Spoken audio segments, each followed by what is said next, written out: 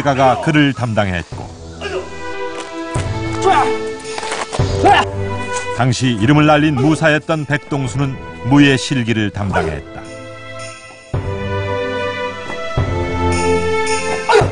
도화서 화공들이 당시 무예의 동작을 세밀하게 그려냈다.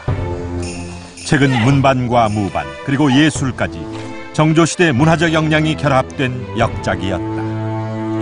그러니까 정조가 당시에 책을 편찬할 때 가장 중요하게 여겼던 것이 바로 실학을 토대로 해서 서적을 편찬하는 건데, 그 중에 국학연구, 즉 역사서의 편찬과 그리고 자주국방을 이루기 위한 무예서의 편찬이 핵을 갖고 있었던 것이죠.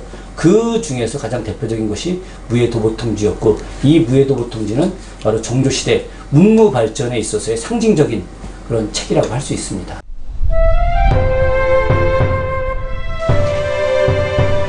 이동우와 박재가는 무예도보통지의 무예를 연마했다. 세 사람 모두 문과 무가 균형을 이룬 인물이었다. 백동수는 무인으로서 그래도 능했다.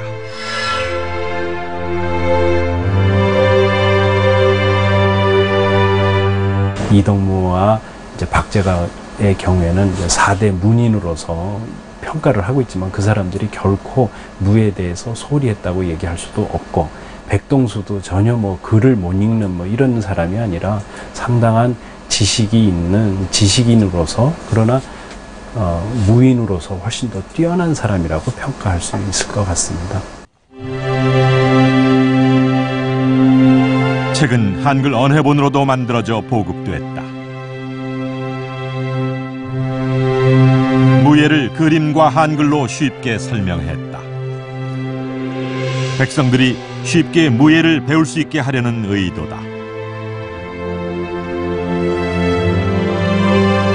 소수 무인 집단이 독점한 무예 지식을 일반 대중에게 공개해버린 것이다.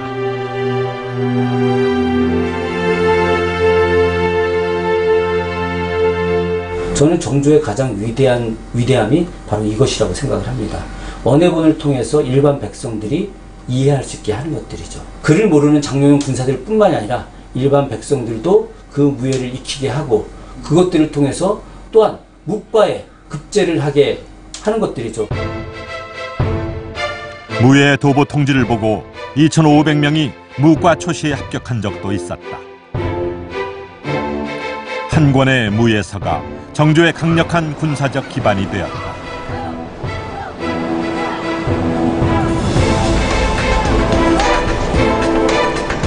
한글과 그림만 이해하면 동아시아 최고의 무예를 배울 수 있는 책, 무예도보통지는 구한말 90군데가 해체될 때까지 조선군의 표준 무예서로 자리를 잡았다.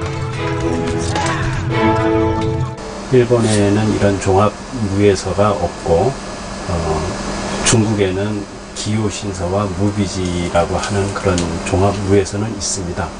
그러나 우리 무예도보통지는 중국의 그런 종합 무예서를 훨씬 더 뛰어넘는 다양한 형식의 그 전달 방법이 있고, 그래서 평면적인 그런 무예서라기보다는 3차원적인 무예서라고 볼 수가 있습니다. 동아시아에 있던 주요한 무예들을 모두 모아 국가 차원에서 정리한 최초이자 지금까지 마지막 무예서라고 할 수 있습니다.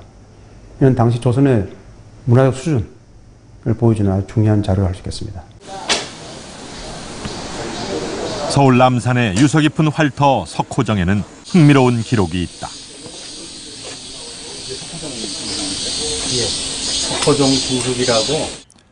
석호정 중수기에는 1897년 장충단 뒤에 있는 18기 예터에 석호정을 창건했다고 기록되어 있다.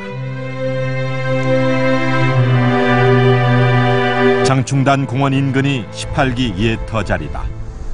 구한말까지 무예도보통지 무예가 이어졌다는 증거로 볼 수 있다. 장충단 인근 비파정에서는 별기군이 18기를 수련했다.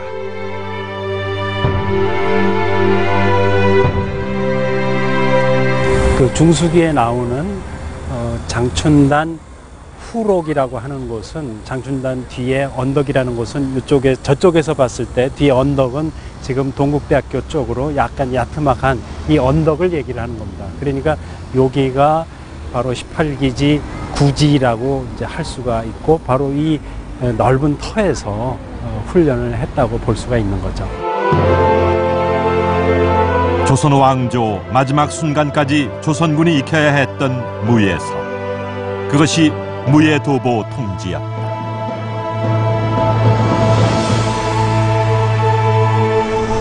불과 100년 전만 하더라도 장충당 일대, 그러니까 이곳 장충당 공원과 동국대학교 터 부근에서는 조선의 군사들이 함성을 지르며 무예도보 통지의 무예를 연마했습니다. 하지만 구한말 90군대가 해체되면서 무예의 맥은 끊기고 말죠. 무예도보 통지를 만들기 위해 문관과 무관이 공동 작업을 했습니다. 그리고 세계 저자인 이덕무, 박재가, 백동수는 모두 서울 출신이었죠. 무예도보 통지 언해본의 보급은 그간 소수 무인들에 의해 독점됐던 무예를 일반 백성들도 익힐 수 있게 했습니다. 이를 통해 정조는 18세기 조선의 부국 강병을 꿈꿨습니다. 무예도보 통지에는 정조의 시대 정신이 녹아 있었습니다.